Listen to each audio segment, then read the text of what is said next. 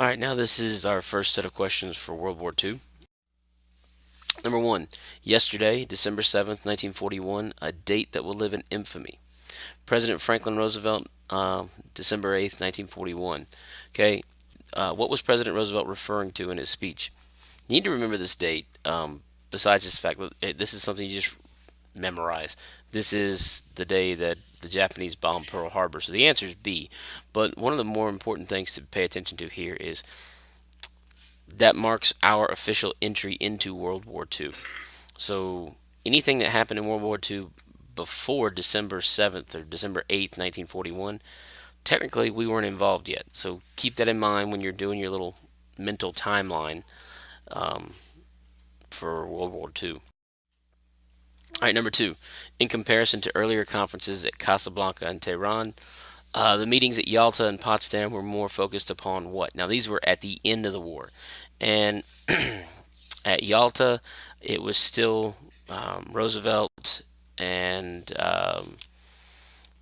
Stalin. It was also Churchill. By the time I got to Potsdam, it had changed. It was Truman for the U.S. Stalin was still in charge, and forget who was in charge for the British, but it was different people, and it had to do more along the lines of what was going to happen after the war. In both of these cases, Stalin promised, that each country would have their own independence after the war. He didn't follow through. This is going to be A. Number three, many Americans opposed the 1941 Lend-Lease Act because they feared it would do what? Now, this is in 1941 prior to us actually entering the war. And this is what gave us the power, well, it gave our government permission to loan out weapons and supplies to countries that were at war. Okay, this is where we get the phrase "the arsenal of democracy" is coined. Okay, the reason they didn't want us to do this though is because last time we got involved with what was going on in Europe, we got drawn into World War One, and most Americans did not want that to happen again with World War Two. All right, so the answer is A. Would draw Americans or draw the United States into a war in Europe. All right, number four. The purpose of the Manhattan Project was to do what? This is another one of those things you just got to memorize. Manhattan Project is talking about the development of atomic weapons for the U.S. military. The Manhattan Project is what ultimately led to us dropping the bombs on Hiroshima and Nagasaki. Number five. Use the following statements to answer the following question. People had ration books that were used to buy necessary products like shoes, gasoline, and certain foods. People grew victory gardens in their backyards to feed their families and observed meatless days to reduce meat consumption. People recycled glass, all kinds of metals, and newspapers. Women filled many jobs traditionally held by men and joined the military as WACs and WAVEs. Which of the following is most closely associated with the descriptions above? Okay, so all these things are talking about things that happened at home during World War II. So is it A, supporting the war effort during World War II? So yeah, they all go with that. So let's hold on to A. B, dealing with shortages during the Depression. It's not talking about the Depression here. It's talking about World War II. So it's not B. C, supporting environmental programs through conservation. Yeah, we can just throw that one away. It's not right. D, dealing with shortages of critical products during the Cold War. Now, if this had said during World War II, I would tend to say that it could be correct, but it's talking about the Cold War, which doesn't happen until after all of this. So it's going to be A, supporting the war effort during World War II. Number six, the poster shown below is from World War II. Okay, this World War II poster was made to encourage women to do what? All right, it's not to buy war bonds. We had separate posters for that. It's not to enlist in the military. For the most part, you know, this has nothing to do with the military. Nothing to do with planting victory gardens. It's talking about working in defense industries. By the way, this caricature, this character that's used for this poster becomes known as Rosie the Riveter. All right, the quotation below is from a speech President Franklin D. Roosevelt to Congress on 1941, or in 1941. New circumstances are constantly begetting new needs for our safety. I shall ask Congress for funds sufficient to manufacture additional munitions and war supplies of many kinds to be turned over to those nations which are now in actual war with aggressor nations. Our most useful and immediate role is to act as an arsenal for them as well as ourselves. Franklin D. Roosevelt, The Four Freedoms Speech, 1941. Now, it doesn't give the actual date, it just says 1941. But let's go back to our whole World War II timeline. We do not get involved in World War II technically until December of 1941. So that means there's an 11 out of 12 possibility that this speech was given prior to World War II. Now, I know for a fact it was given prior to World War II, but I'm trying to talk this out in the event that you did not know that. Okay, so he's not talking about necessarily supplying us with our own weapons. He's talking about supplying our allies. In this case, it's going to be the Lend-Lease Act. I mean, the Marshall Plan dealt with reconstruction of Europe afterwards. The Social Security Act, nothing to do with this. And the Manhattan Project, again, that was our atomic weapons program. So it's going to be B, the Lend-Lease Act. Number 8, how did World War II impact the lives of African Americans from 1941 to 1945? Okay, so let's take a look at this. A, African Americans were widely elected to public office. No, we can eliminate that. That's not what happened. B, African Americans served with whites in desegregated military units. A few did, not many at all. Okay, the military doesn't really become desegregated until after World War II. So let's eliminate B. C, civil rights reforms greatly improved the social status of African Americans. We don't see the modern civil rights movement era until post World War II, so it's not going to be that one. D, defense industry jobs led many African Americans to migrate from the South. All right, remember, most African Americans' roots in this country can be, traced back, especially at that point, can be traced back to the slavery days, which most of that took place in the South. So most of them were still located in the South, and when defense industry jobs opened up all over the country, a lot of them in the North, a lot of African Americans jumped at the opportunity to go get these jobs. Remember, the constant theme that we keep seeing throughout this whole review process is the fact that people migrate to where they can find a job. Number 9, even though President Roosevelt supported the Allies with war supplies before 1941, why was the United States unable to enter the war until after the bombing of Pearl Harbor?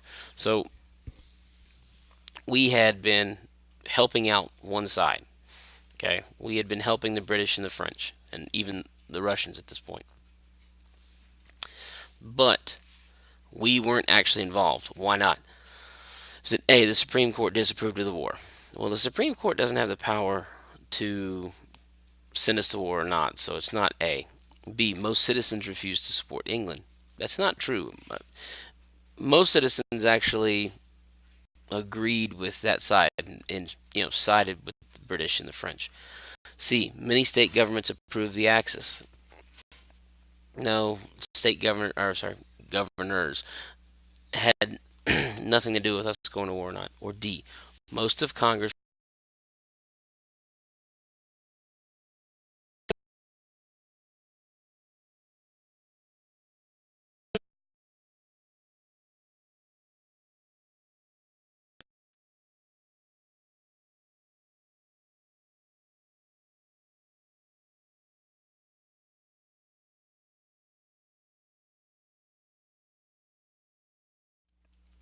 All right, this excerpt is from a speech, from a 1947 speech by the U.S. Secretary of State. Now, 1947, this means it's after World War II, so this is after the war's over. In considering the requirements for rehabilitation of Europe, the physical loss of life, the visible destruction of cities, factories, mines, and railroads was correctly estimated, but it has become obvious that was probably less serious than the dislocation of the entire fabric of the European economy. Okay, so why did the United States respond to this situation by sending direct aid to Europe? Okay, in other words, we started giving money and supplies to Europe after the war's over? Is it A, the U.S. was obligated to repay war debts? We won the war. We're not repaying war debts. We didn't borrow money from anybody in the war, so we can eliminate that. B, the United States defense relied on powerful foreign armies. No, we're kind of isolated from where most of those powerful armies were. We could have stayed to ourselves, so it's not that. We can eliminate B. C, the U.S. was required to honor treaty obligations. No, we didn't sign a treaty anywhere saying that we would give anybody anything. Or D, U.S. industry depended on viable foreign markets. If we don't have customers for our businesses in the U.S., our economy was going to struggle, especially after the war. Remember, we had built bigger factories and expanded our production lines and expanded our production capability. If we don't have places to keep selling our products, we're going to go down. So it's going to be D. All right, number 11. The cartoon depicts negotiations during World War II. All right, ultimatum. Now remember, an ultimatum is something you give somebody that it's this or else. Okay, and right here, this is FDR and Winston Churchill, and they're saying unconditional surrender of the Axis powers. In other words, this isn't going to be a peace agreement. It's going to be that you surrender and you're going to do what we tell you to do. That's the only way that they would end the war. All right, so what does it actually lead to? Okay, that's the interesting part. Okay, so A, it led to the Battle of Britain. No, Britain was already fighting well before this. Okay, the Battle of Britain is, and it's mainly an air battle in Britain. The Germans never landed at Britain. Um, it was a struggle early on in the war. B, it resulted in the bombing of Pearl Harbor. Well, this is 1943, so this happened after the bombing of Pearl Harbor. C, it led to the atomic bombing of Nagasaki and Hiroshima. Let's hold on to that one. D, it resulted in territorial divisions of Germany and Italy. That was part of our peace agreement and our ceasefire and all in the treaty, but ultimately it had nothing to do with their surrender. They'd already surrendered. Okay, the big thing it led to was the atomic bomb. We were not going to let Japan retain its power. We were not going to let Japan, the same government, stay in place and the same military and everything stay in place. They were going to be dismantled. The problem was Japan was prepared to fight until the last guy. So this whole idea of they will surrender unconditionally or else led us to drop these bombs on them that caused them to surrender within a couple days. All right, the diagram describes some significant events in the relationship between Japan and the U.S. Okay, which event completes the diagram? In 1940, Japan occupies Indochina. Indochina is modern-day Vietnam. All right, 1941. In response to this, we impose an oil embargo. So we quit selling oil to Japan. Okay, so Japan's going to run out of gas because we are their oil supplier. So what happens in 1941? Okay, this is kind of a common sense thing here, but it's A, Japan attacks Pearl Harbor. Okay, that's it was retaliation. And I don't know if it was as much we're going to get them back or as much they were trying to cripple our Navy in the Pacific. Therefore, that would give them free reign to do whatever they wanted in the Pacific, and they'd be able to get oil deposits from somewhere else. All right, number 13. In 1943, the U.S. Army Recruiting Publicity Bureau published this poster. Okay. Now, what does this poster indicate about the involvement in World War? That should be II for the United States. Okay. Is it A, military service was a profitable career for women? It doesn't really say anything about how much money you'd make, so it's not talking about that. B, protecting home front was a public obligation for women. All right, they didn't train these women. As far as these women did not go through basic training with weapons and things like that. So it's not that. C, political participation was a citizenship requirement for women. Let's just throw that one away. It's asinine. D, assisting the military mission was a patriotic action for women. All right, so it's going to be D. And one of the things that gives it away, even if you know nothing about this, the first slogan at the top: "Are you a star spangled? Are you a girl with a star spangled heart?" Okay, that's playing towards patriotism. Okay, and that goes right along with D. All right, number 14. This diagram describes the results of a World War II strategy. Allied bombers employ strategic bombing of Nazi industries. Okay, strategic bombing raids aid Allied victory. Minimal infrastructure in post-war Europe. Okay, so after World War II, how did the U.S. respond to this situation? Okay, so basically, we had taken out everything they needed to do business, everything they needed to survive. We had taken out railroads, we had taken out fuel depots, we had taken out roads, we had taken out factories. Okay, did we A, construct a wall to prevent German reunification? No, the Soviets did that, so no. B, forming international tribunal to try German criminals. Well, we did that, but this has nothing to do with that, so get rid of that one. C, providing financial assistance to rebuild the German economy. Hold on to that one. D, establishing a defensive alliance to prevent German aggression. None of this has anything to do with German aggression. Okay, it's C. We literally went through, after we had bombed them, we helped rebuild their economy. The reason we helped rebuild their economy is if we didn't, you know, they might become communists. And they might become, a potential enemy instead of an ally. All right, 15. Which statement correctly defines the Marshall Plan? A, it provided assistance to rebuild Europe after World War II. Let's hold on to that one. B, increased the involvement in the United States and the United Nations. Not really. The Marshall Plan was a financial thing.